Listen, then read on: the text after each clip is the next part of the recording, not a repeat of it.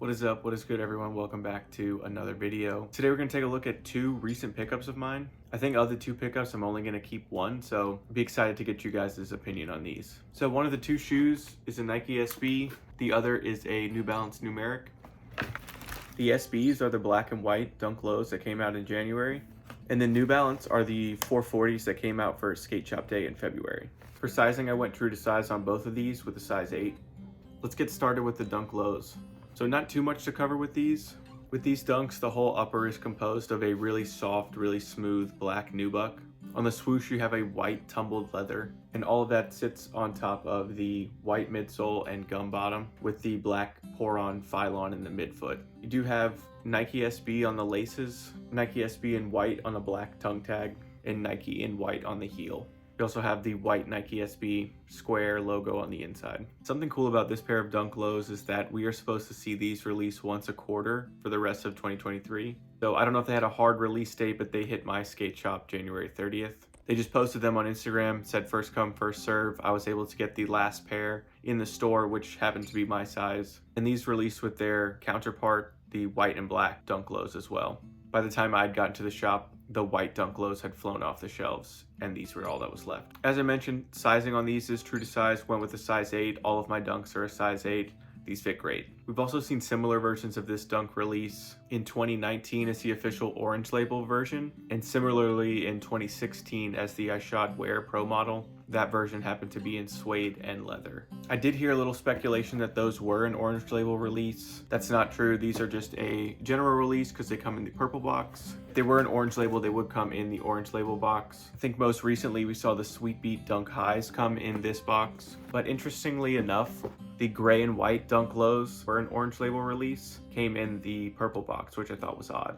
Also, the orange label Dunks always come with that orange swoosh on the tongue, orange on the inside, orange logo, and orange lace tips. I think it's cool that we're going to keep seeing these over the course of 2023. If you guys can think back to the earlier days of Nike SB, we would have seen the Grip Tape Dunk Low and Grip Tape Dunk Mid just in stock pretty much year round. Then there was the black and white Dunk Highs. I think those were the Venom Dunk Highs, and those were also available year round. But I don't know if since the blue box era we've seen just a consistent dunk available all year long. Retail price on these was supposed to be $110. By the time they made it to my shop, they'd ripped off the suggested retail tag and they were marked up to $125. There is pretty much no resale market. I think there's maybe $10 profit to be made if you wanted to flip these, but I did think it was interesting that they marked the price up 15 bucks. So like I mentioned, my skate shop dropped these on January 30th. I have had these since the 30th and have not worn them. I initially thought these were a keep, but I'm not sure at this point, and that kind of leads me to the New Balance pickup. So here we have a low top New Balance 440.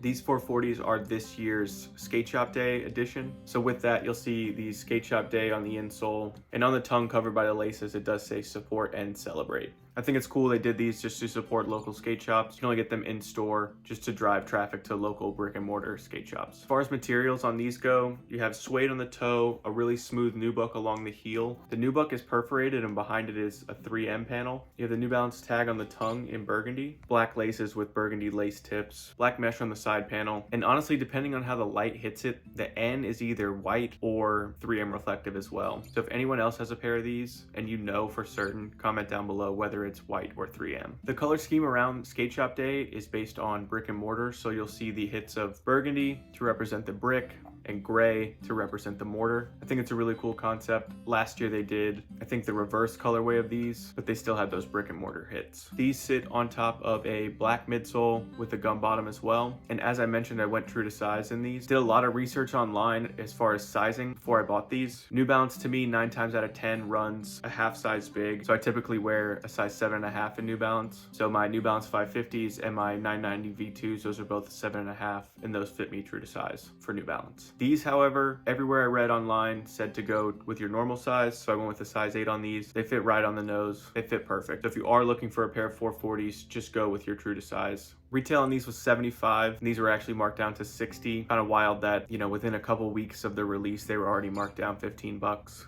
And that makes them pretty much half the price of the Dunks. So this leads me to the dilemma of which one of these to keep. The things I love about both pairs are the gum bottoms. I'm a sucker for those. I don't have a black shoe in my rotation, so I for sure want to keep one of these. Right now I'm kind of leaning towards the 440s just because the black midsole kind of makes it a little bit more low-key. This one pops a little bit more and the swoosh is already pretty bright. And I do like that this has the hit of burgundy on the heel as well as some hits of 3M. But I'm curious to know which one you guys would pick. Like I mentioned, I don't own a black sneaker, so really dipping my toe in the water with one of these, but I do feel like as far as outfits go, you kind of have to have a black sneaker. To me, the New Balance are just a little bit more unassuming. If you wanted to make a statement, the Dunks are probably the way to go. But like I said, leave a comment down below which one of these you would keep and why. Also, if you have tips on how to style black shoes, leave that in the comments as well. This is truly uncharted waters for me. For years, I would only wear primarily white sneakers. I saw one of the Nike SB team riders wearing these with a green pair of pants, so I ended up getting a green pair of pants, and you'll see that in the B-roll. But I am curious just what some tips are that you guys might have on wearing a primarily black shoe. As far as the overall silhouette, the New Balance 440 is much slimmer than the Dunk, much pointier than the Dunk. That toe down view really shows you how much wider the toe box is in the pair of Dunks. That slim profile, it pretty much goes across the whole shoe. The Dunk has a very heavily padded tongue,